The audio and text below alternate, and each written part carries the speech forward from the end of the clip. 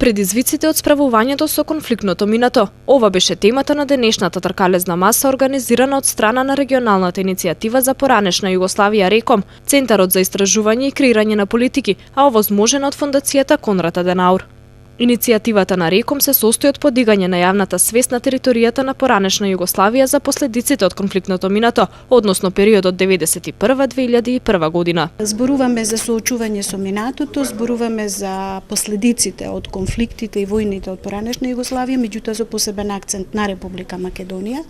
Идејата ни е да практично излеземе од Скопје, да дојдеме во другите средини, онаму каде што луѓето сакаат да бидат слушнати, прашани, да дадат свој коментар. Ние ќе го презентираме тоа што досега е сторено на ниво на РЕКОМ. Перспективите на РЕКОМ се на почетокот изгледа утопистички, потоа почнаа да стануваат малку пореалистички, во овој момент сме ние дури и оптимистички. Зошто? Затоа што најновата фаза е пренесување на целата иницијатива која од 2006 година до денес одеше на ниво на цивилно општество, каде што одоздола нагоре всушност се бараше од властите да ги расчистат и војните злоустройства и особено судбината на исчезнатите, на оние на кои не им се знае ни трагата.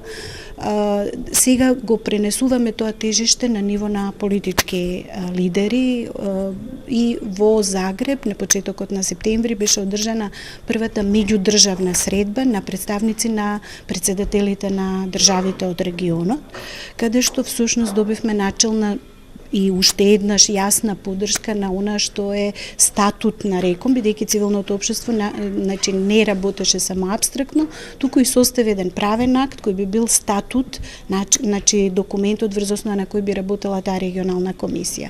За нас во овој момент е многу важно што речиси, значи нема политички лидер кој не ја поддржува оваа иницијатива и очекуваме од сега натаму ние да си ја продолжиме работата како диалог во цивилното општество со конкретни луѓе, особено со луѓе кои биле жртви и учесници на конфликтите, меѓутоа политичарите се тие што треба да преземат одговорноста и да конечно ја формираат оваа комисија. Колку Македонија може да се справи со нејзиното конфликтно минато и последиците од него? Доктор Жидас Даскаловски за ова прашање вели дека земјава има капацитет да напредува во процесот на помирување. Македонија е специфика една каде што држава која што е релативно млада во демократска смисол, имаше еден конфликт кој што остави некои неелечени рани и кој што се разбира дека е присутен и во свеста на граѓаните, меѓутоа е нешто што се надминува и институционално и со соработка на разни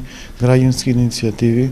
Една од нив е коалицијата за РЕКОМ, која што се обидува да ги расветли тие случаи каде што се направени злосторства во 2001 година. Се разбира дека како ќе зрее демократијата, така и полесно ќе се решаваат сите спорни прашања од минатото и евентуални конфликти. Македонија значи има капацитет за справување внатрешен, институционален и во граѓанството.